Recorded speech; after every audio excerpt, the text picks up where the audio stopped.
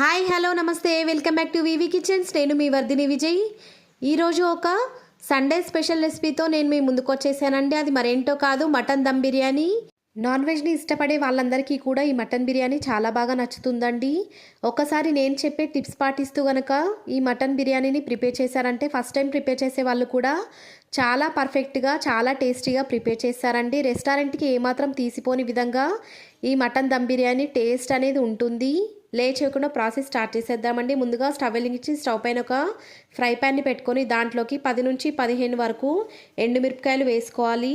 ఎండుమిరపకాయలను వేసుకున్న తర్వాత ఒక టేబుల్ స్పూన్ దాకా ధనియాలను, హాఫ్ టీ స్పూన్ దాకా జీలకర్రను, హాఫ్ టీ స్పూన్ దాకా మిరియాలు, హాఫ్ టీ స్పూన్ దాకా సోంపు, 2 స్టార్ అనాస్, 8 నుంచి 10 లవంగాలు, 2 ఇంచుల వరకు దాల్చిన చెక్క, 4 మరాఠీ మొగ్గ, హాఫ్ టీ స్పూన్ వరకు సాజీరా. జాజికాయని సగం తీసుకుంటే సరిపోతుందండి.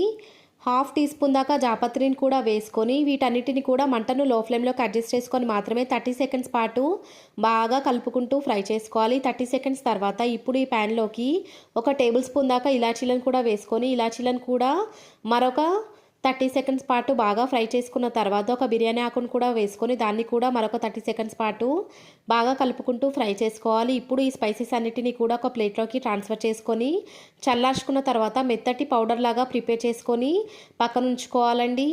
ఇప్పుడు ఒక మిక్సింగ్ బౌల్లోకి 1 కేజీ దాకా మటన్ని తీసుకొని మటన్ని 2 సార్లు బాగా వాష్ చేసుకున్న తర్వాత ఈ మిక్సింగ్ బౌల్లోకి వేసుకోవాలండి. ఈ మటన్లోకి 3 టేబుల్ స్పూన్ల దాకా కారాన్ని, రుచికి తగినంత ఉప్పును కూడా వేసుకోవాలి. ఇందాక మనం ప్రిపేర్ చేసి పక్కన ఉంచుకున్నటువంటి మసాలా మొత్తాన్ని కూడా ఈ మటన్లోకి వేసేసుకోవాలి. ఇప్పుడు ఈ మటన్లోకి 1.5 టేబుల్ స్పూన్ దాకా అల్లం వెల్లుల్లి పేస్ట్ని కూడా వేసుకున్న తర్వాత హాఫ్ టీ స్పూన్ దాకా పసుపును, 1 కప్పు వరకు పుదీనాను కూడా తీసుకొని పుదీనాను వాటర్తో బాగా వాష్ చేసుకున్న తర్వాత వీడియోలో చూపించిన విధంగా పుదీనాను కట్ చేసుకొని వేసుకోవాలండి.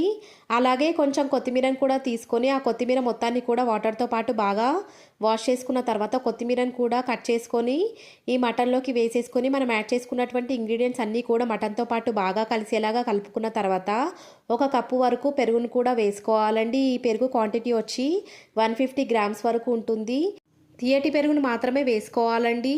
ఇప్పుడు 1 టేబుల్ స్పూన్ దాకా కసూరి మేతిని కూడా వేసుకొని కసూరి మేతి మొత్తం కూడా మటన్తో పాటు బాగా కలిసేలాగా రుద్దుతూ మసాజ్ చేస్తూ బాగా కలుపుకోవాలి. 2 టేబుల్ స్పూన్ల దాకా నిమ్మరసాన్ని కూడా తీసుకొని ఆ నిమ్మరసం మొత్తాన్ని కూడా ఈ మటన్లోకి వేసుకొని ఈ మటన్తో పాటు బాగా కలిసేలాగా కలుపుకోవాలి. ఇలా మనం లెమన్ జ్యూస్ని యాడ్ చేయడం వల్ల మటన్ టెండర్గా జ్యూసీగా ప్రిపేర్ అవుతుందండి.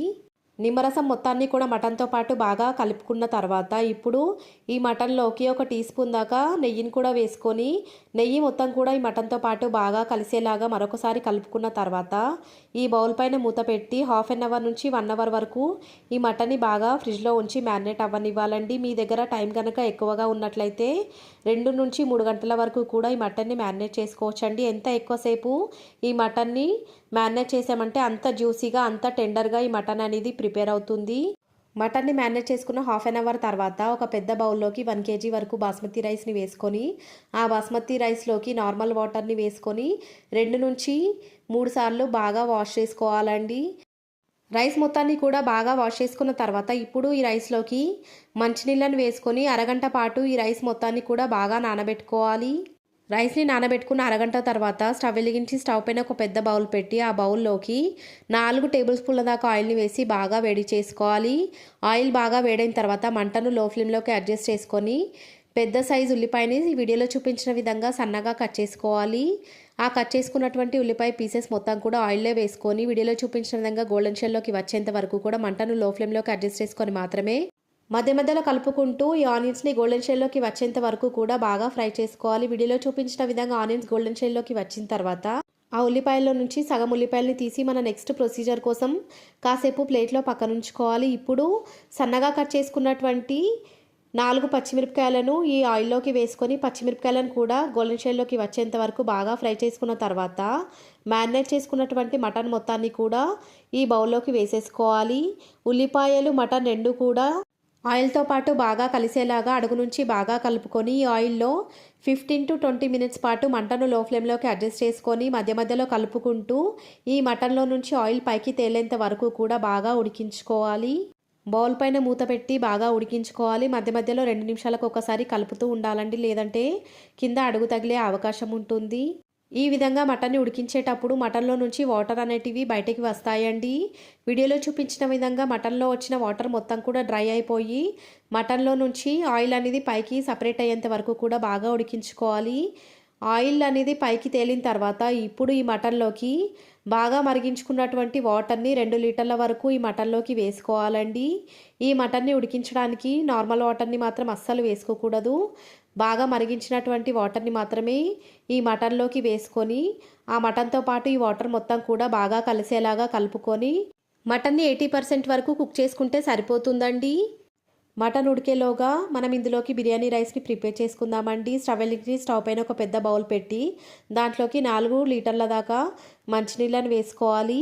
ఈ వాటర్ కాస్త వేడైన తర్వాత ఇప్పుడు ఈ నీళ్ళల్లోకి 2 బిర్యానీ ఆకులు, 1 టీ స్పూన్ దాకా రాతి పువ్వు, 2 ఇంచుల దాల్చిన చెక్క, 2 స్టార్ అనాస్, 3 మరాఠీ మొగ్గ, 10 లవంగాలు, 2 ఇలాచీలు, 1 టీ స్పూన్ దాకా సాజీరను కూడా వేసుకొని వీటితో పాటుగా సన్నగా కట్ చేసుకున్నటువంటి కొత్తిమీరను, సన్నగా కట్ చేసుకున్నటువంటి పుదీనాను కూడా వేసుకొని వీటితో పాటుగా 1 టీ స్పూన్ దాకా కసూరి మేతిని, 1 టేబుల్ స్పూన్ దాకా ఉప్పును కూడా వేసుకొని వీటన్నిటిని కూడా ఈ వాటర్తో పాటు బాగా కలిసేలాగా కలుపుకొని మంటను హై ఫ్లేమ్లోకి అడ్జస్ట్ చేసుకొని ఈ బౌల్ పైన మూత పెట్టి వాటర్ని బాగా మరిగించుకోవాలి. వాటర్ బాగా మరిగిన తర్వాత ఇప్పుడు ఈ వాటర్లోకి ఇందాక మనం నానబెట్టుకున్నటువంటి బాస్మతి రైస్లో నుంచి వాటర్ మొత్తాన్ని కూడా డ్రైన్ చేసేసుకొని ఓన్లీ బాస్మతి రైస్ని మాత్రమే ఈ మరుగుతున్న వాటర్లోకి యాడ్ చేసుకొని రైస్ వాటర్ 2 కూడా బాగా కలిసేలాగా కలుపుకొని మంటను హై ఫ్లేమ్లోకి అడ్జస్ట్ చేసుకొని మాత్రమే ఈ రైస్ని 80% వరకు కుక్ అయ్యేంత వరకు మాత్రమే ఉడికించుకోవాలి. ఎక్కువగా ఉడికించకూడదండి, లేదంటే ఈ బిర్యానీ టెక్స్చర్ పాడైపోయే ఛాన్స్ ఉంటుంది. 80% కుక్ అవ్వడం అంటే రైస్ని పట్టుకొని చూసినప్పుడు రైస్ విరిగిపోతే సరిపోతుందండి. ఇలా రైస్ మనకి కావాల్సినట్టుగా 80% ఉడికిన తర్వాత ఒక పెద్ద చిల్లుల గరిటని యూస్ చేస్తూ అందులో ఉన్న వాటర్ మొత్తాన్ని కూడా తీసేసుకుంటూ ఈ ప్రిపేర్ అయినటువంటి రైస్ని ఇందాక నుంచి మనం ఉడికించుకున్నటువంటి మటన్ బౌల్లోకి వేసేసుకోవాలి. రైస్ మొత్తాన్ని ఒకేసారి వేసుకోకుండా లేయర్స్ లాగా వేసుకోవాలి.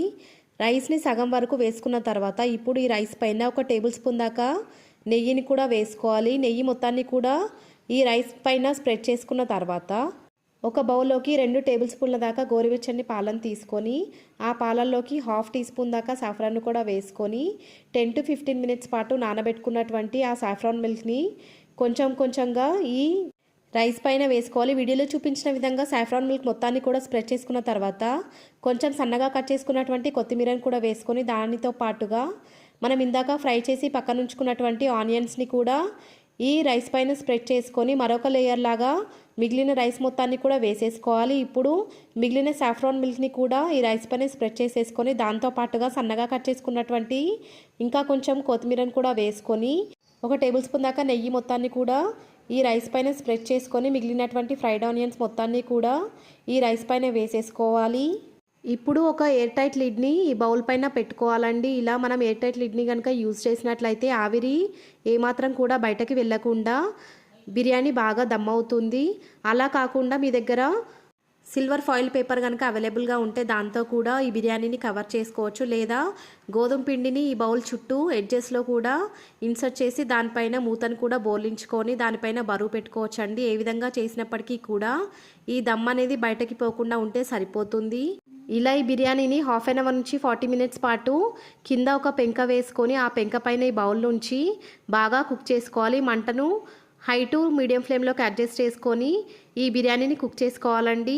40 మినిట్స్ తర్వాత స్టవ్ ఆఫ్ చేసేసి మరొక 10 మినిట్స్ పాటు ఈ బిర్యానీకి రెస్ట్ ఇచ్చిన తర్వాత ఈ మటన్ దమ్ బిర్యానీని మీకు నచ్చినట్టుగా సర్వ్ చేసుకోవచ్చండి. ఈ మటన్ మాత్రం చాలా సాఫ్ట్గా చాలా బాగా కుక్ అయింది. మీరు వీడియోని కనుక కరెక్ట్గా అబ్జర్వ్ చేశారంటే మటన్ ఎంత సాఫ్ట్గా కుక్ అయిందో మీకే అర్థమవుతుంది.